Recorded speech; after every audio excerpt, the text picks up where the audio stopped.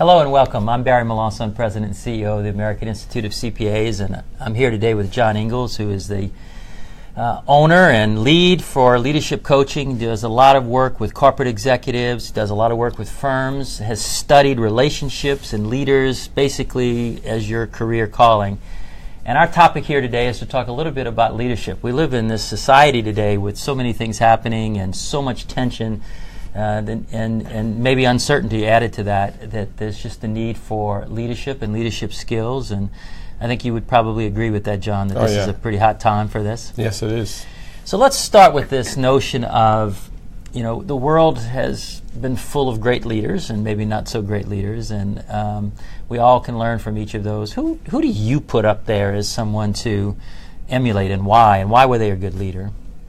It's a great question. Of course, there's a lot of great leaders in the history of the world, but I have a picture of Abraham Lincoln over my fireplace and at home, and I just see him as an exceptional example of a leader for the time when he led, and mostly it's that I respect the suffering that he did in his life, that he had to go through in his life, the personal tragedies. He lost 3 of his 4 kids prematurely, and he just had a depth of attunement with himself. That was one thing about him, and the other one was he was so available and so connected with not only his political allies, but his political adversaries, and he worked with them well, and he also allowed time to talk to common people. So I thought his ability to connect is a really exquisite ability, and it's one that probably we'll be talking about a little later here today too.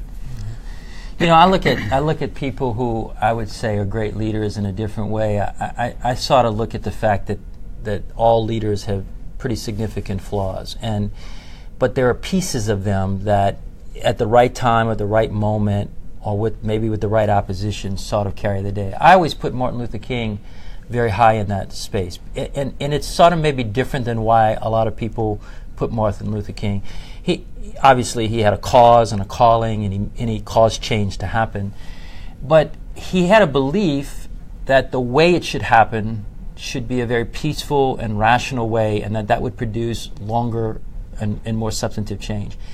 And the people around him were totally opposed to that. They saw a different path, and so he had to lead around his closest allies and the people most passionate about the issue of civil rights in order to maintain the direction of the how, not just the what. And I always thought that was a very powerful part. But he was a flawed man. He had a lot of flaws in his personal life and the other.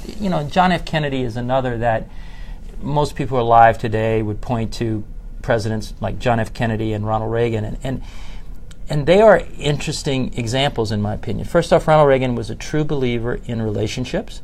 He used the White House as a relationship building so that he could achieve certain outcomes. And in the end, he had a relationship with Gorbachev that allowed him to basically be credited with the end of the Cold War, and he used his power of persuasion to do it. So he never lost faith or attention there. John F. Kennedy, on the other hand, was one of the great orators maybe in the history of the world, and if he were to, and he was certainly had his flaws. If he was alive today, what I would want to know from John Kennedy, because he led us on this sort of notion of we're gonna fly man to the moon and back home again safely. Most people forget he said that. And most people say, well, it was this race in the Cold War with Russia, and we had to prove our superiority and all of those things. I just wonder. I just wonder if he really understood and thought about how that technological advancement would change the world. I mean, the technologies that we have today, most of that emulated from what some incredibly talented people at NASA did to achieve his, fairly simple goal. I think in today's world, current leaders, I think an Angela Merkel, tough stuff in Europe. She's had this sort of don't take no for an answer notion of leadership. She survived a long, long time as the head of state of a very big and powerful country. And she has this tenacity, and I use the word passion from that standpoint. And 2 business leaders I'll just mention real quick. I think Randall Stevens at AT&T, and we all know there's a merger pending and that gets high profile, but that's a company that is really transforming itself because of technology. And it doesn't come out a lot and people don't see it, but his notion of how he's going to run that company and take care of people in this change, it's a passion of his. I've read things and heard things about his belief system in that, and I think that's, thinking about not just the trajectory of AT&T, but how that it impacts the employees and how to be a good employer, and that I think that's a sign of leadership. And Paul Pullman leads an organization that everybody may not put the name and organization together, but Unilever, one of the great companies of the world. And he has this passion and leadership about long term, and he doesn't let the company get bogged down in quarterly earnings or short-termism. He understands the ecosystem of the entire environment, and he's so articulate about it, he creates that. So I tend to look at it as opposed to a whole person, so pieces, parts from that standpoint. I don't know if you have any reaction to that. It's easy to talk about all those great high-profile leaders. What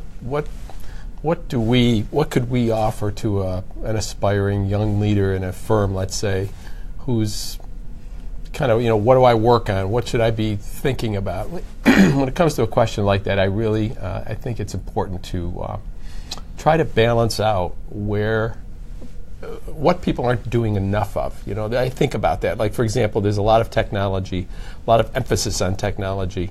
I think one of the things that's suffering because of that is reflection time. Thinking about, well, what do I really believe? What do I really want to do with my own life? Where do I want to head with my own life? What are the important values that I want to drive my, what does integrity mean to me? When I'm being a person of integrity, what does that mean? And I think reflection is suffering because everybody is so busy all the time. And how can you lead others if you don't know who you are, what your grounding beliefs are, what's important to you? So that's, and I don't know what you'd say about that. If you were talking to a young leader, what would you say? Just a quick point about reflection time. I just came back from our digital CPA conference in San Francisco, and one of the key speakers was one of the co-founders of Netflix, and he told the story of the disruption of Netflix to Blockbuster. But in his presentation, he had a quote from a sort of a transformation leader, and the quote basically was, "Everybody in the history of modern society has had a great idea and reflection time in the shower. And the difference is, what do you do about it when you actually get out of the shower? From that standpoint. And I think that reflection time is important, and it is hard to do. I think I look at my schedule and the travel. One of the good things for me is I'm on planes a lot, so there's airports are probably the most inefficient time buildings in the world, and so you do get some reflection time from that standpoint. I do think, though, young leaders, it is about, I believe strongly it is about that belief system as well, but it's also about communication skills. If to achieve in leadership, you have to be able to tell a story. Tell a story about what you're trying to accomplish, why it's important, why you're doing it, how you can be successful doing it, what changes will occur as a result.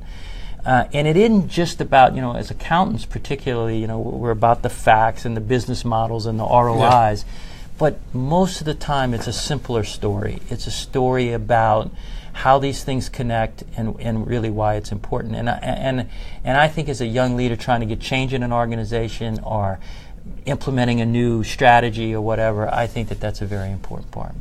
One of the things that you're causing me to think about here is the importance of sort of being self-responsible, taking the initiative to act, to be a somebody in a firm, as opposed to sort of sitting back, laying back, and letting others do it. I think you can tell the leader in any organization, regardless of position title, by who's actually thinking and acting toward progress.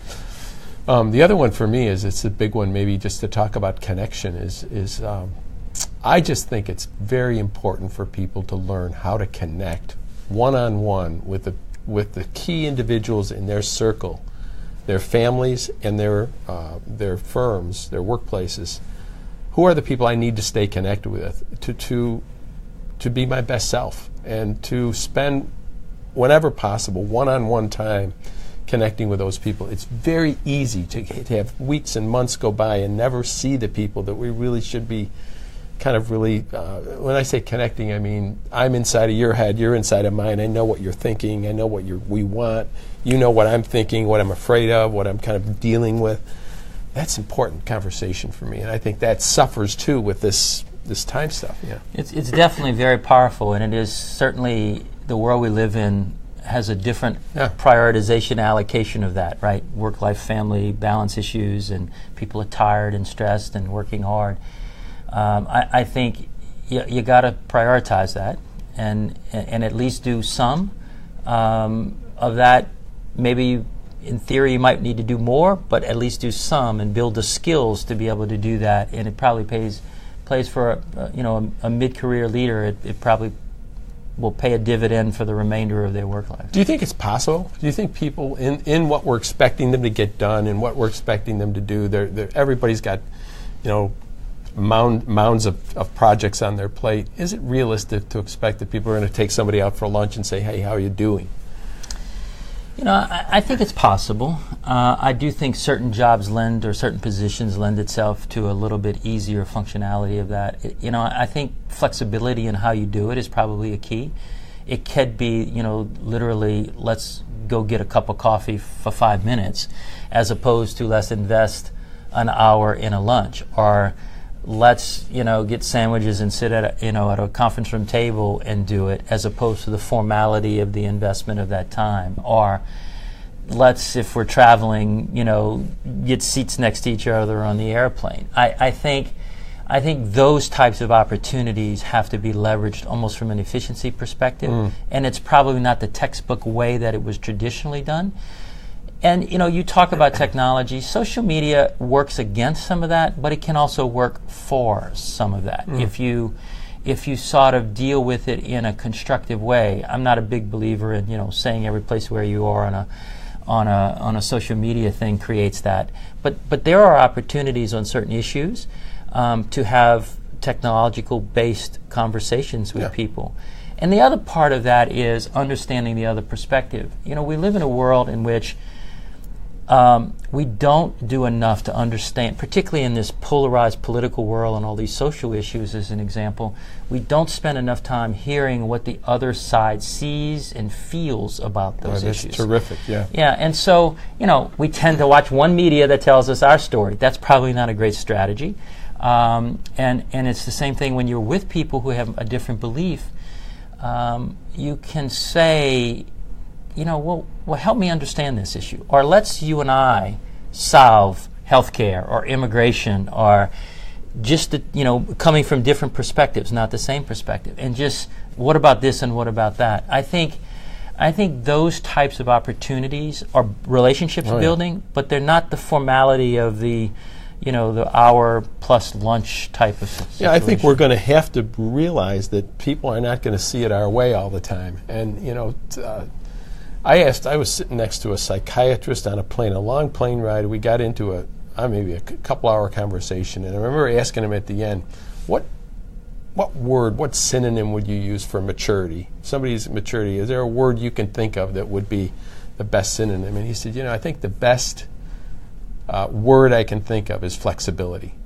A person who is able to see that not all these answers are tidy and neat and tied in a bow. We're going to have to deal with complexity. We're going to have to deal with maybe getting some of what we want, but not all of what we want. When you talked about opposing points of view, talking to people, I think a great question is, talking to somebody who sees life differently than you, how did you arrive at that? What led to you, the position you have on that? I want to try to understand that more. You don't see any of that happening in Washington. I mean, it's just, so I don't think our models are very mature or productive for us learning how to see the other side. Yeah, 2 points on that. One, I think you sort of aspiring young leader, I think always knowing the why you want to do something is really important, right? To ask yourself that, because you really can't lead others on a direction unless you really know the why. But with that, that tends to not be an immediate thing. That has to probably be a little bit down the path. And I think your flexibility point, I think you have to accept the fact that there are probably multiple paths to get to that. If you think of there's only one way to do something or to achieve it to get to there, you're really probably losing sight of the why. Because in reality, we are smart enough as humans and certainly as professional accountants that we can find pathways that knit different perspectives or different activities together to still get to the end result. And I think that is a critical point. I want to leave us with one sort of relationship point in our political environment that I always speak on, and because you put such an emphasis on relationships. So many people don't focus on this issue, but we have this polarized legislative process, Republicans and Democrats, and there's very, very few people in the middle, and there are more and more. And increasingly, they don't even know each other if they come from the different party. And as a society, 30 years or so ago, we deemed it inappropriate for the members of Congress to have what was labeled then in the vernacular perks. They had a house basketball gym, and they had a house cafeteria and a Senate workout room and gym and Senate cafeterias. And these people in that time of both parties, they'd pick up basketball games in the gym, and they would have lunch together or on adjoining tables, etc. And we deemed that was a perk. We didn't value it as a society as an investment in their relationship building to make better decisions for us. And as a result, they've become sort of, today, they don't eat in the same places. They don't do these types of things, even pick up basketball games, just to use that one example, and there were many others. And as a result, young members of Congress coming in, it's incredibly difficult to even know somebody on the other side of the aisle. And I think it leads to worse decision making, frankly. When will we learn that segregation doesn't work very well? We should know that, right? So anyway, it's been great to be with all of you. We hope you've enjoyed this little discussion and can take a little bit about leadership. It's a very important part of society today. It's a very important part of this complex world, and all of us are leaders, and all of us can be better leaders. Have a great day.